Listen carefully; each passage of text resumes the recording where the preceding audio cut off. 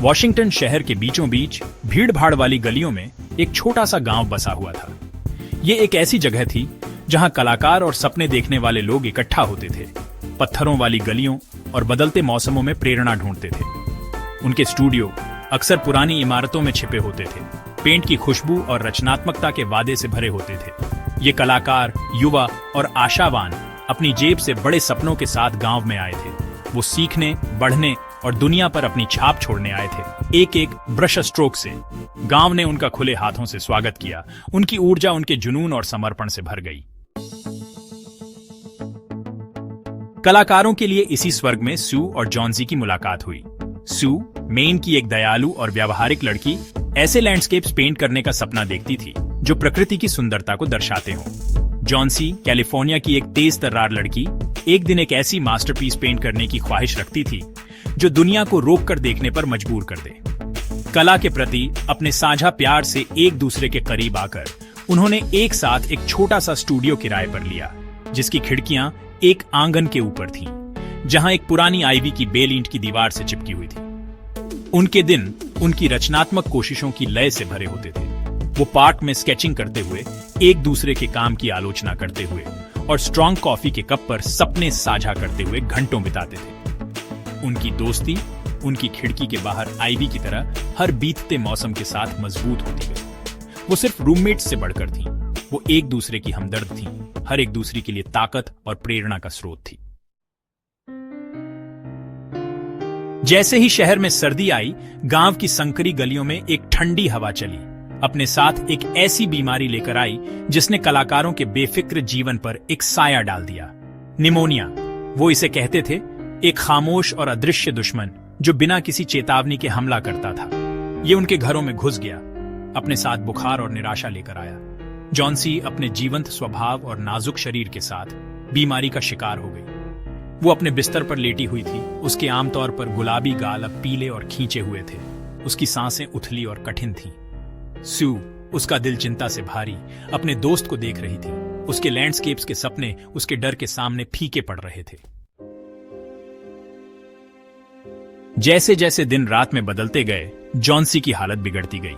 वो अपने बिस्तर पर लेटी हुई थी, सुस्त और एक गहरे दुख में डूबी हुई थी। उसकी नजर खिड़की की ओर गई।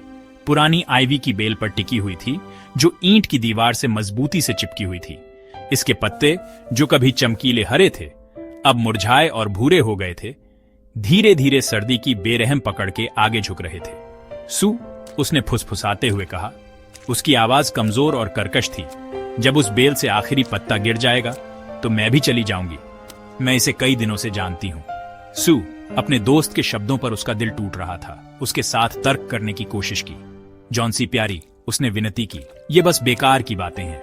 पत्तों का तुम्हारे ठीक होने से कोई लेना देना नहीं है। लेकिन उसकी बातें अनसुनी हो गईं। जॉन्सी, अपनी निराशा की गहराई में खोई हुई, आइवी की बेल के साथ अपने रुग्ण आकर्षण से चिपकी रही। पत्तों की उल्टी गिनती कर रही थी, जैसे कि वो उसके जीवन के बचे हुए घंटे हों।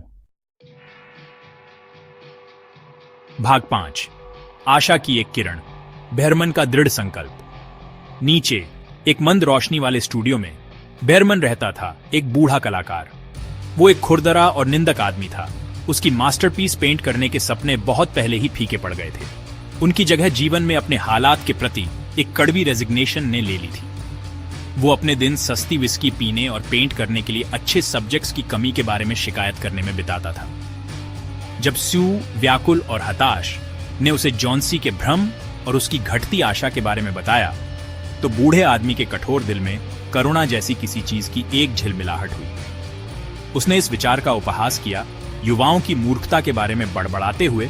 फिर भी उसके खुरदुरे बाहरी हिस्से के नीचे एक योजना बनने लगी। भाग 6। तूफान में एक उत्कृष्ट कृति, बेहरमन का बलिदान। उस रात शहर में एक भयंकर तूफान आया। हवा संकरी गलियों से गुजरी, पुरानी आइवी की बेल को ईंट की दीवार से टकराया। बारिश खिड़कियों से टकराई, एक बेरहम ढोल की तरह जो उस डर को दर्शाता था जो सू के दिल को कुतर रहा था। वो जॉन्सी के बिस्तर पर गई और उत्सुकता से अपने दोस्त को देखा। जॉन्सी सो रही थी। उसकी सांसें उथली लेकिन स्थिर थीं। अगली सुबह जब जॉन्सी उठी तो उसका पहला विचार आइवी की बेल का था।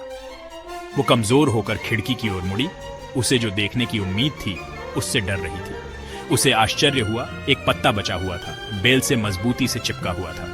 ये एक चमकीला हरा था, इसकी नसें धूसर आकाश के खिलाफ साफ दिखाई दे रही थी। दिन बीत गए और पत्ता बना रहा। जॉन्सी आखिरी पत्ते की दृढ़ भावना से उसकी आशा फिर से जागृत हुई। धीरे धीरे ठीक होने लगी। उसका बुखार टूट गया, उसकी भूख वापस आ गई और हर गुजरते दिन के साथ उसके अंदर जीवन की चिंगारी थोड़ी और तेज होती गई। जॉन्सी और सू को यह नहीं पता था कि बेरमन रात के सन्नाटे में, तूफान के सबसे बुरे समय में, बर्फीली बारिश में बाहर निकला था। हाथ में पेंट ब्रश लेकर उसने एक मास्टरपीस बनाई थी, कैनवस पर नहीं बल्कि इमारत की दीवार पर। उसने एक परफेक्ट आइवी का पत्ता पेंट किया था, अपनी अनसुनी प्रतिभा का प्रमाण और ऊपर मर रही लड़की के लिए आशा की किरण।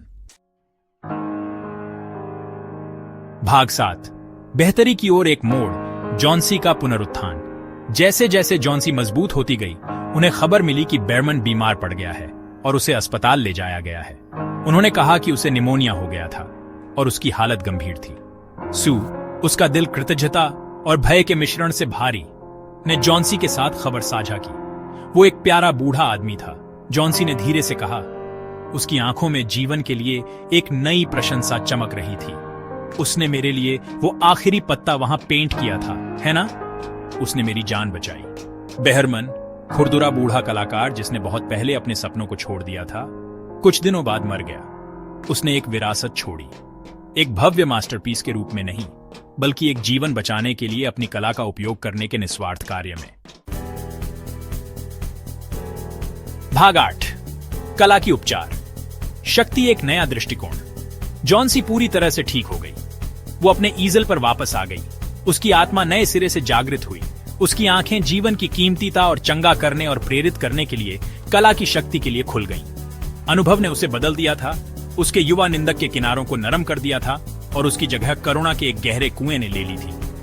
वो अब एक ऐसी मास्टरपीस पेंट करने का सपना नहीं देखती थी जो दुनिया को रोक कर देखने पर मजबूर कर दे।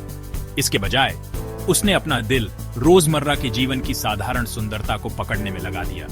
फूल की पंखुड़ी पर प्रकाश का खेल, पार्क में खेल रहे बच्चों की हंसी, एक बूढ़ी औरत के चेहरे पर शांत शक्ति।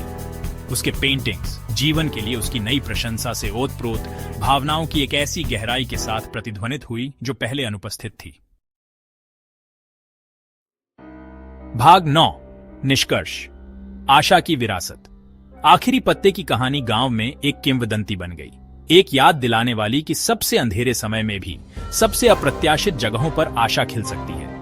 ये सीमाओं को पार करने, बीमारों को ठीक करने, निराश लोगों को प्रेरित करने और हम सभी को मानव आत्मा की सुंदरता और लचीलापन की याद दिलाने के लिए कला की शक्ति का प्रमाण था। बेरमन का बलिदान उसकी मास्टरपीस कैनवस पर नहीं बल्कि एक इमारत की दीवार पर पेंट की गई एक निरंतर याद दिलाती है कि सच्ची कला दिल से आती है। ये खुद को देने में है, दया और करुणा के निस्वार्थ कार्यों में है कि हम दुनिया पर अपनी छाप छोड़ते हैं, प्यार के एक ब्रश स्ट्रोक से।